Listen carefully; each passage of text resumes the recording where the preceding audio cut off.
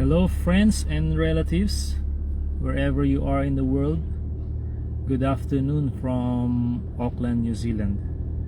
It is time for another Bible reading, and I'm going to read 4 chapters today from the book of Ecclesiastes. We'll start from chapters 1 to 4. And yeah, I'm going to read 4 chapters today, and we start. The words of the preacher, the son of David, king in Jerusalem. Vanity of vanities, says the preacher. Vanity of vanities, all is vanity. What profit has a man from all his labor, in which he toils under the sun? One generation passes away, and another generation comes. But the earth abides forever. The sun also rises, and the sun goes down, and hastens to the place where it arose. The wind goes toward the south, and turns around to the north. The wind whirls about continually, and comes again on its circuit. All the rivers run into the sea, yet the sea is not full. To the place from which the rivers come, there they return again. All things are full of labor. Man cannot express it. The eye is not satisfied with seeing, nor the ear filled with hearing. That which has been is what will be. That which is done is what will be done, and there is nothing new under the sun. Is there anything of which it may be said, "See, this is new"? It has already been in ancient times before us. There is no remembrance of former things, nor will there be any remembrance of things that are to come, by those who will come after. I, the preacher, was king over Israel in Jerusalem, and I set my heart to seek and search out by wisdom concerning all that is done under heaven. This burdensome task God has given to the sons of men, by which they may be exercised. I have seen all the works that are done under the sun, and indeed all is vanity and grasping for the wind. What is crooked cannot be made straight, and what is lacking cannot be numbered. I commune with my heart, saying, "Look, I have attained greatness, and have gained more wisdom than all who were before me in Jerusalem. My heart has understood great wisdom and knowledge, and I set my heart to know wisdom, and to know madness and folly. I perceive that this also is grasping for the wind. For in much wisdom is much grief, and he who increases knowledge increases sorrow." Chapter 2, starting with verse 1. I said in my heart, "Come now, I will test you with myrrh. Therefore enjoy pleasure." But surely this also was vanity. I said of laughter, "Madness," and of myrrh, "What does it accomplish?" I search in my heart how to gratify my flesh with wine, while guiding my heart with wisdom, and how to lay hold of folly, till I might see what was good for the sons of men, to do under heaven all the days of their lives. I made my works great. I built myself houses and planted myself vineyards. I made myself gardens and orchards, and I planted all kinds of fruit trees in them. I made myself water pools from which to water the growing trees of the grove. I acquired male and female servants, and had servants born in my house. Yes, I had greater possessions of herds and flocks than all who were in Jerusalem before me. I also gathered for myself silver and gold, and the special treasures of the kings and of the provinces. I acquired male and female singers, the delights of the sons of men, and musical instruments of all kinds.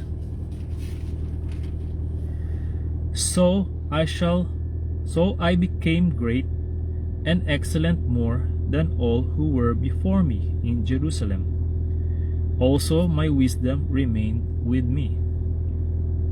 Whatever my eyes desired, I did not keep from them. I did not withhold my heart from any pleasure, for my heart rejoiced in all my labor, and this was my reward from all my labor. Then I looked on all the works that my hands had done, and on the labor in which I had toiled, and indeed all was vanity and grasping for the wind. There was no profit under the sun. Then I turned myself to consider wisdom and madness and folly. For what can the man do who succeeds the king? Only what he has done. Then I saw that wisdom excels folly, as light excels darkness. The wise man's eyes are in his head, but the fool walks in darkness.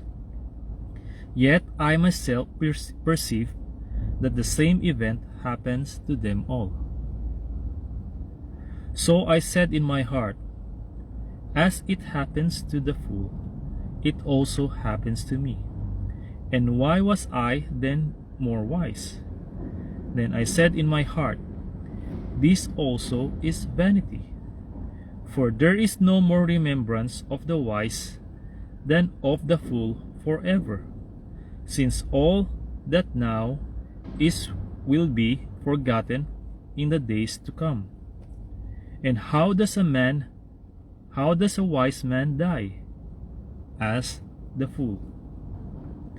Therefore, I hated life because the work that was done under the sun was distressing to me. For all is vanity and grasping for the wind. Then I hated all my labor in which I had toiled under the sun, because I must leave it to the man who will come after me. And who knows whether he will be wise or a fool? Yet he will rule over all my labor in which I toiled and in which I have shown myself wise under the sun. This also is vanity. Therefore, I turned my heart and despaired of all the labor in which I had toiled under the sun. For there is a man whose labor is with wisdom, knowledge, and skill. Yet he must leave his heritage to a man who has not labored for it. This also is vanity, and a great evil. For what has man for all his labor, and for the striving of his heart, with which he has toiled under the sun? For all his days are sorrowful, and his work burdensome. Even in the night his heart takes no rest. This also is vanity. Nothing is better for a man than that he should eat and drink, and that his soul should enjoy good in his labor. This also I saw was from the hand of God. For who can eat or who can have enjoyment more than I? For God gives wisdom and knowledge and joy to a man who is good in his sight. But to the sinner he gives the work of gathering and collecting, that he may give to him who is good before God. This also is vanity and grasping for the wind. Chapter 3 of Ecclesiastes, starting on verse 1. To everything there is a season, a time for every purpose under heaven, a time to be born and a time to die, a time to plant and a time to pluck what is planted, a time to kill and a time to heal, a time to break down and a time to build up, a time to weep and a time to laugh, a time to mourn and a time to dance, a time to cast away stones and a time to gather stones, a time to embrace and a time to refrain from embracing, a time to gain and a time to lose, a time to keep and a time to throw away, a time to tear and a time to sue, a time to keep silence and a time to speak, a time to love and a time to hate, a time of war and a time of peace. What profit has the worker from that in which he labors? I have seen the God-given task with which the sons of men are to be occupied. He has made everything beautiful in its time. Also, he has put eternity in their hearts, except that no one can find out the work that God does from beginning to end.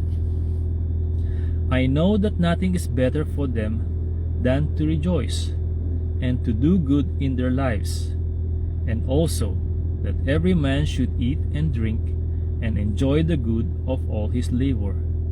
It is the gift of God. I know that whatever God does, it shall be forever. Nothing can be added to it, and nothing taken from it.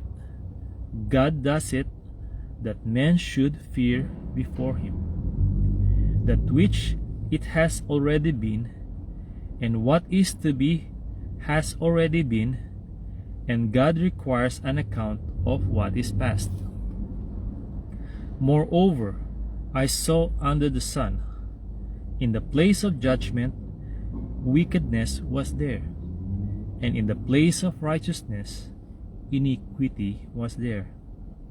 I said in my heart, God shall judge the righteous and the wicked, for there is a time there for every purpose and for every work. I said in my heart, concerning the condition of the sons of men, God tests them, that they may see that they themselves are like animals. For what happens to the sons of men also happens to animals. One thing befalls them, as one dies, so dies the other. Surely they all have one breath. Man has no advantage over animals, for all is vanity. All go to one place, all are from the dust, and all return to dust.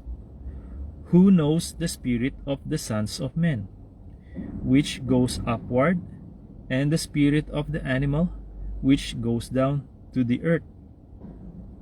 So I perceive that nothing is better than that a man should rejoice in his own works, for that is his heritage. For who can bring him to see what will happen after him? So we finish chapter 3 and we carry on with chapter 4 of Ecclesiastes. starting on verse 1. Then I returned and considered all the oppression that is done under the sun. And look, the tears of the oppressed, but they have no comforter. On the side of their oppressors there is power, but they have no comforter. Therefore I praise the dead who were already dead, more than the living who are still alive. Yet better than both is he who has never existed, who has not seen the evil work that is done under the sun. Again, I saw that for all toil and every skillful work a man is envied by his neighbor. This also is vanity and grasping for the wind. The fool folds his hands and consumes his own flesh. Better a handful with quietness than both hands full, together with toil and grasping for the wind. Then I returned, and I saw vanity under the sun. There is one alone without companion. He has neither son nor brother, yet there is no end to all his labors, nor in his eye satisfied with riches. But he never asked, for whom do I toil and deprive myself of good? This also is vanity and a grave misfortune. Two are better than one, because they have a good reward for their labor. For if they fall, one will lift up his companion, but woe to him who is alone when he falls, for he has no one to help him up. Again, if two lie down together, they will keep warm. But how can one be warm alone? Though one may be overpowered by another, two can withstand him. And a threefold cord is not quickly broken. Better a poor and a wise youth than an old and foolish king who will be admonished no more.